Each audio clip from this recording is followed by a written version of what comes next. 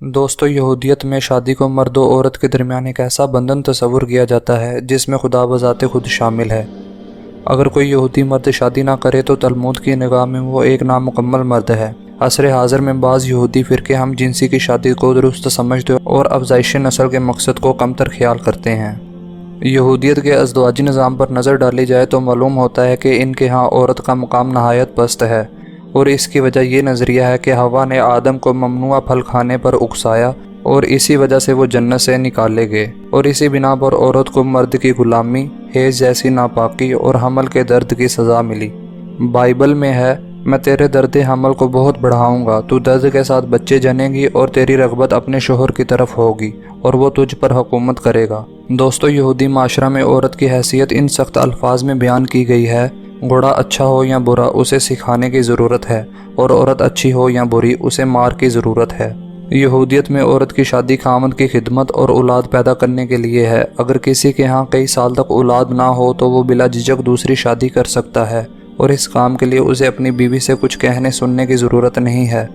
Bible میں ہے، بیویاں کرو تاکہ تم سے بیٹے بیٹیاں پیدا ہوں، اور اپنے بیٹوں کے لیے بیویاں لو اور اپنی بیٹیاں شوہروں کو دو تاکہ ان سے بیٹے بیٹیاں پیدا ہوں اور تم پھلو پھولو اور کم نہ ہو۔ نکاح کے قانون کی طرح طلاق کا قانون بھی یہودی روایات میں عورت کی مظلومیت کی داستان سناتا ہے۔ یہودی مرد جب چاہے چھوٹی سی لغزش پر طلاق دے دیتے، اور ان کو یہ حق مذہب نے دیا تھا۔ سید امیر لکھتے ہیں، نبی موسیٰ کے وقت سے پہلے بنی اسرائیل کے ہاں تعدد ازواج کا دستور تھا۔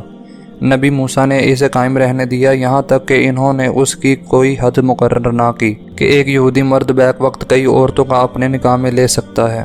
اگر کسی عورت کا شوہر مر جاتا ہے تو اسے دوسری شادی کا حق تو تھا، مگر صرف اپنے شوہر کے بھائی سے۔ اس کے علاوہ کسی اور سے شادی نہیں کر سکتی تھی، اور اسے اس شادی پر مجبور کیا جاتا تھا۔ منگنی کا تصور۔ یہودیوں میں منگنی 3 قسم یا طریقوں سے ہوتی ہے۔ ایک طریقہ یہ ہوتا ہے کہ لڑکا منگنی کے طور پر لڑکی کو کچھ رقم دے دیتا ہے، جو اس بات کی علامت ہوتی ہے کہ ان کی آپس میں منگنی ہو گئی ہے، اور یہ اب قانوناً ایک دوسرے کے منگیتر ہیں۔ زیادہ تر اس قسم کی منگنی میں پیسے کے بجائے انگوٹھی بھی دی جاتی ہے، جو منگنی کی علامت سمجھی جاتی ہے۔ منگنی کا دوسرا طریقہ یہ ہے کہ لڑکا اور لڑکی آپس میں ایک معاہدہ کر کے لکھ لیتے ہیں، اور لکھا ہوا یہ معاہدہ ان کی منگنی کی علامت ہوتا ہے۔ منگنی کا تیسرا طریقہ یہودی معاشرہ میں بہت کم پایا جاتا ہے۔ اس میں لڑکا اور لڑکی ایک دوسرے کے ساتھ جنسی ملاپ کر لیتے ہیں، اور یہی ان کی منگنی شمار ہوتی ہے۔ شادی کی عمر۔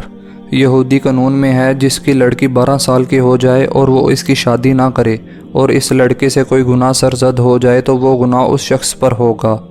لڑکی کی عمر کا تو پتہ چل گیا کہ کم از کم 12 سال کی لڑکی کا نکاح کیا جا سکتا ہے، جبکہ مرد کی عمر کے بارے میں یہ ہے کہ اس کی شادی کی نارمل عمر 18 سال ہے۔ دوستو عدالت ہر مرد کو جس کی عمر 20 سال سے زیادہ ہو جائے شادی کرنے پر مجبور کر سکتی ہے۔ تلمود کے احکامات میں مرد کی شادی کی عمر 18 سال اور عورتوں کی شادی کی عمر 13 سال مقرر کی گئی ہے، لیکن یہودیوں کے عملاً شادیاں اس سے کم عمر میں بھی ہوتی رہی ہیں۔ 13ویں صدی میں یہودی لڑکیوں کو شادیاں بلوغت سے پہلے کر دی جاتی تھیں، اور 17ویں صدی کے دوسرے حصے میں دولہا 10 سال کی عمر کو بھی نہیں پہنچتا تھا کہ اس کی شادی ہو جاتی تھی، اور دلہن کی عمر اس سے بھی کم ہوتی تھی۔ روزہ رکھنا۔ یہودی شریعت میں شادی کے دن روزہ رکھنا ایک بہت اچھا اور مستحسن خیال کیا جاتا ہے۔ دوستو دلہا اور دلہن دونوں شادی کی تقریب کے اختتام تک روزے کی حالت میں ہوتے ہیں، اور جب شادی کی رسم مکمل ہو جاتی تو وہ دونوں ایک الگ کمرہ میں جا کر اکٹھے روزہ افطار کرتے ہیں، یعنی مل کر بھی کھاتے ہیں۔ گلاس توڑنے کی رسم۔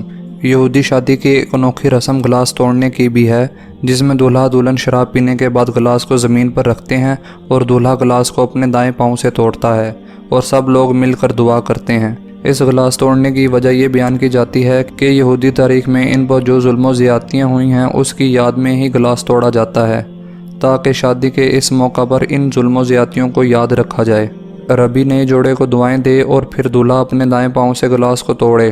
یہودیوں نے اس کی اور بھی وجوہات بیان کی ہیں، مگر زیادہ یہی وجہ معلوم ہوتی ہے کہ یہ ٹوٹا گلاس اس دور کی علامت ہے جب یہودیوں پر طرح طرح کے مظالم ڈھائے جاتے تھے۔ بائبل میں ہے، اگر کسی آدمی کو کوئی کنواری لڑکی مل جائے جس کی نسبت نہ ہوئی ہو، اور وہ اسے پکڑ کر اس سے صحبت کرے اور دونوں پکڑے جائیں، تو وہ مرد جس نے اس سے صحبت کی ہو لڑکی کے باپ کو چاندی کے 50 متقال دے۔ یہودی شریعت میں جب ایک عورت کی شادی ہو گئی ہو تو وہ دوبارہ شادی نہیں کر سکتی۔ اگر کسی یہودی عورت کو اس کے شوہر نے طلاق دے دی تو اب وہ دوبارہ شادی نہیں کر سکتی، اور نہ ہی کسی مرد کو اسے شادی کرنے کی اجازت ہے۔ بائبل میں ہے وہ کسی فاختہ یا ناپاک عورت سے بیاہ نہ کرے اور نہ اس عورت سے بیاہ کرے جسے اس کے شوہر نے طلاق دی ہو۔ یہودی قانون میں عورت کی دوسری شادی کی پابندی کو عورتوں پر بہت بڑا ظلم قرار دیا جاتا ہے۔ اسی طرح اگر ایک عورت کی شادی مرد سے ہوگی تو یہودی شریعت میں اسے دوسری شادی کرنے کی اجازت ہرگز نہیں ہے۔ اس سے واضح ہوا کہ عورت پر ظلم و ستم کی یہودیوں نے انتہا کر دی تھی۔ یہودی مذہب میں بیوہ عورت ایک بھائی کے مرنے کے بعد اس کے دوسرے بھائی کی ملکیت بن جاتی تھی اور وہ جس طرح چاہتا اس سے معاملہ کر سکتا تھا۔ اس عمل میں عورت کی مرضی کا کوئی اختیار نہیں تھا، بلکہ اس کی حیثیت مجبور کی سی ہوتی تھی۔ 10 افراد کی موجودگی۔ یہودی شادی کے لیے ایک اور لازمی امر یہ ہے کہ اس تقریب میں کم از کم 10 لوگ ضرور موجود ہوں، جن کی موجودگی میں نکاح کی یہ تقریب مکمل کی جا سکے۔ یہ 10 لوگ اس شادی کے گواہ ہوں گے کہ اگر کوئی عدالتی مسئلہ پیش آ جائے تو ان گواہوں سے شہادت لی جائے گی۔ ان میں ایک ربی بھی ہونا چاہیے جو تورات کی کچھ آیات اور دعاؤں کو تلاوت کرے گا اور نئے جوڑے کو خدا کی رحمت کی دعائیں دے گا۔ دوستو، یہ تھے یہودیوں میں شادی کے طریقے۔ آپ کو ہماری یہ ویڈیو کیسی لگی؟ اپنی رائے کا اظہار کمنٹس میں ضرور دیں۔